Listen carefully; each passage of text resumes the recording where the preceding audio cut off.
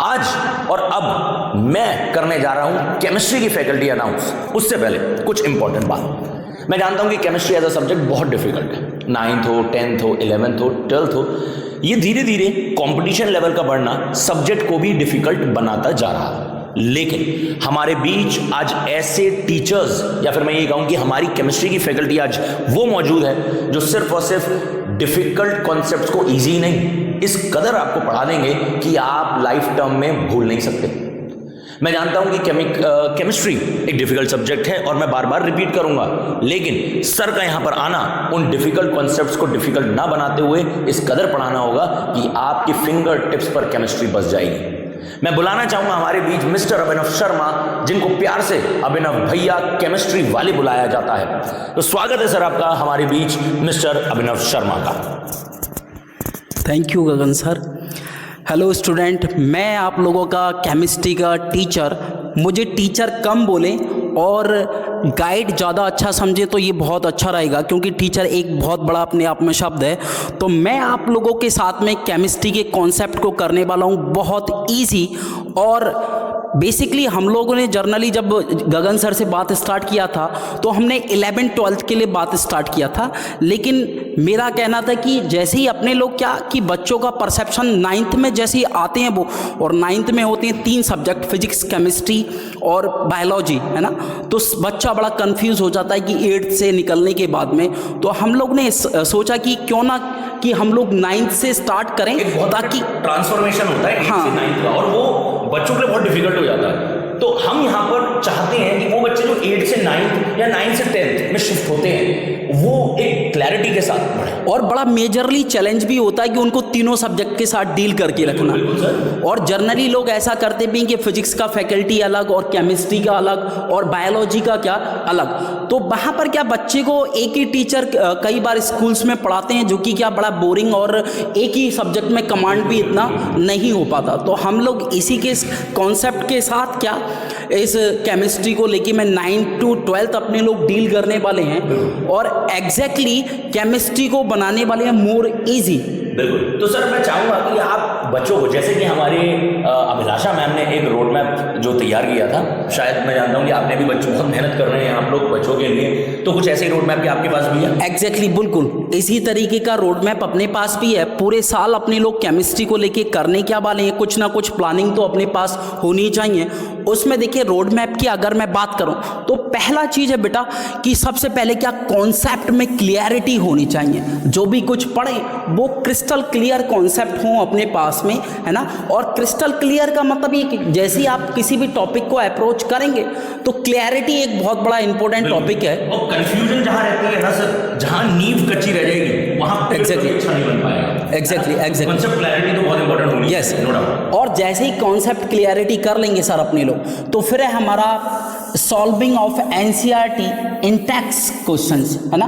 तो जितने भी एनसीईआरटी के क्वेश्चंस हैं, या फिर क्या हम लोगों ने क्या कुछ अदर भी क्वेश्चन सेलेक्ट कर रखे हैं, उनको अपने लोग अप्रोच करने वाले हैं 1 by 1। And the second most important part, जैसे कि अभिलाषा मैम डिस्कस कर चुकी हैं, ये कस्टमाइज प्रॉब्लम के बारे में, कस्टमाइज सैंपल पेपर के बारे में मैं जरा एक बार इसको ब्रीफली बता दे रहा हूँ। ये कस्टमाइज का मतलब ये है कि हमने प्रॉब्लम्स को लेवल 1, लेवल 2, लेवल 3, लेवल 4 तक डिसाइड कर रखा है। Moderate, difficult, yes. और ये बहुत ज्यादा रहेगा। एक्चुअली बुक्स में क्या है कि आपने एक प्रॉब्लम किया, 2 प्रॉब्लम किया इजी, और फिर एकदम अपने लोग पहुंच गए मॉडरेट प्रॉब्लम में, तो बच्चा वहीं पर क्या उसकी जान निकल जाती है। और मैंने ये देखा भी है सर एनसीईआरटी की बुक्स में ना, मतलब एक सेट ऑफ क्वेश्चंस दे दिए। यस, अब उसमें कौन सा इजी है, कौन सा डिफिकल्ट है, पहले ही क्वेश्चन डिफिकल्ट आ गया तो बच्चा वहां पर नहीं कर पाता, वो डिमोरलाइज हो जाता है। बिल्कुल, ये वाली अप्रोच मुझे बहुत बढ़िया लगी, तो कि आपने क्वेश्चंस को कैटेगराइज कर दिया। बिल्कुल। तो यहाँ पर क्या लेवल 1 में आपने लेवल 1, लेवल 2 में कैटेगराइज कर रखा है। देन जैसे ये प्रॉब्लम कर लेंगे अपने लोग, तो फिर अपना ये नीट का प्रैक्टिस है क्वेश्चंस का, अपने लोगों ने P/Q और क्वेश्चंस को फिल्टर करके एक नया एक वॉल्यूम तैयार कर रखा है, जो कि अपने लोग चैनल के अंदर, टेलीग्राम चैनल है अपना ये, उसके बायो में अपने लोग लिंक दे देंगे। तो ज़रूर मैं आप लोगों से यही रिक्वेस्ट करूंगा कि ज़रूर चैनल के साथ जुड़ जाएं, SLC पाठशाला और टेलीग्राम चैनल को भी क्या उसके अंदर जुड़ जाएं आप लोग, ताकि आपको कॉन्टिन्यूसली आपको नया अपडेट मिलता रहे कि एक्चुअली में अपने लोग करने क्या वाले हैं। मैं एक बार फिर बच्चों को बता दूं, फैंसी बैचेस खरीदने की कोई जरूरत नहीं है अब से। एग्जैक्टली मैं एक बात और इंक्लूड कर दूं गगन सर इसमें।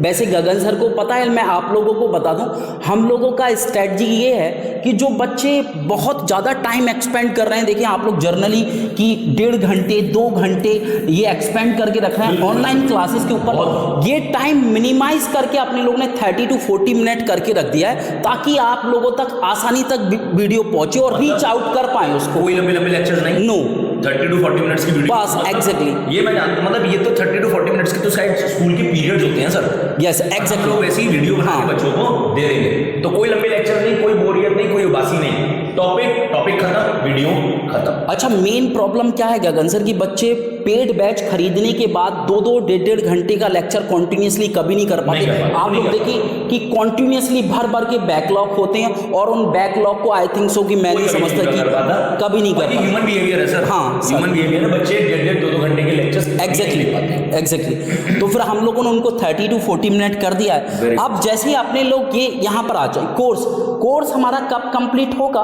तो अप्रैल से अपने लोग सितंबर तक हर हालत में कोर्स को बाइंड अप करके रख देंगे। ये अपना कमिटमेंट है। और ऐसा नहीं कि सिर्फ आपको सिर्फ कॉन्सेप्ट ही डिलीवर करके वीडियो बनाकर छोड़ दिया जाए।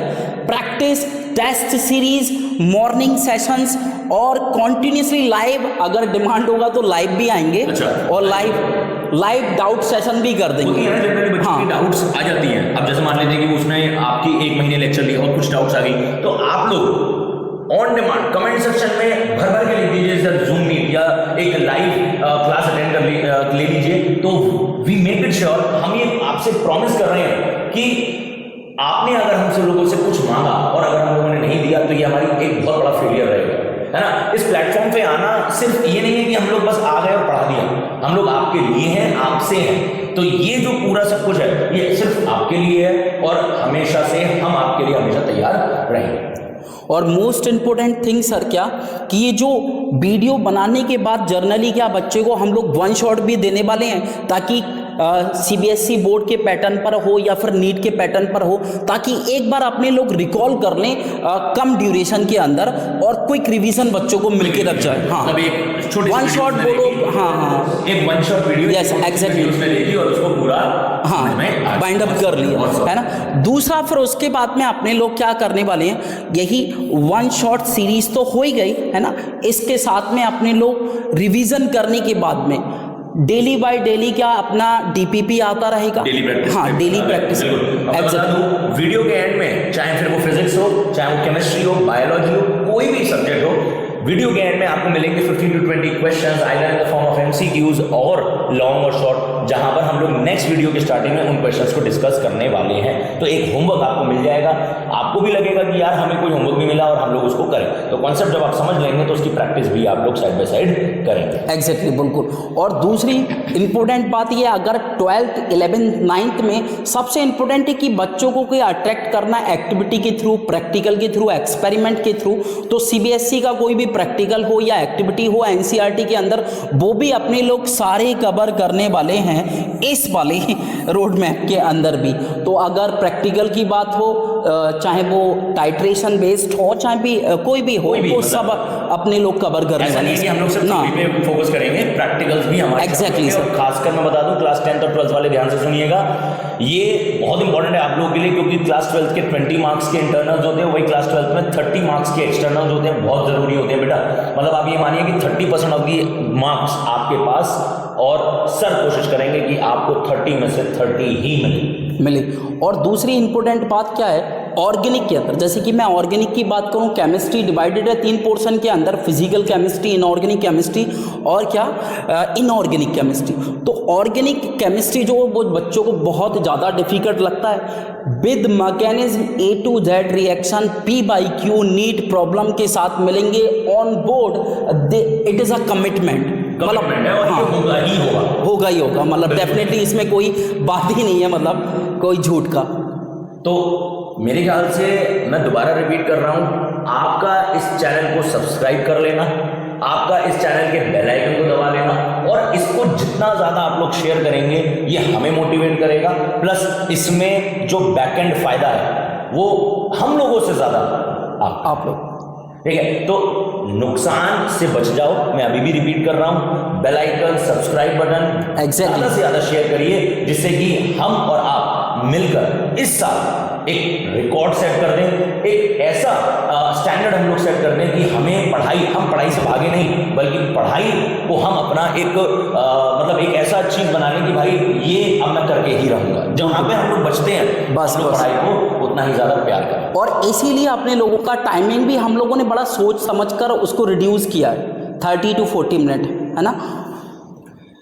तो सर आई थिंक मुझे नहीं लगता कि इससे ज़्यादा और किसी चीज़ की रिक्वायरमेंट हो रही है, और अगर ज़रूरत भी है, मैं दोबारा रिपीट कर रहा हूँ, कमेंट सेक्शन आपका है, उसको पढ़ना हमारा काम है। कमेंट सेक्शन को लिखें कि आप क्या चाहते हैं और क्या नहीं चाहते हैं। Thank you so much sir, thank you sir जुड़ने के लिए। और अब बारी है हमारे फिजिक्स के फैकल्टी की।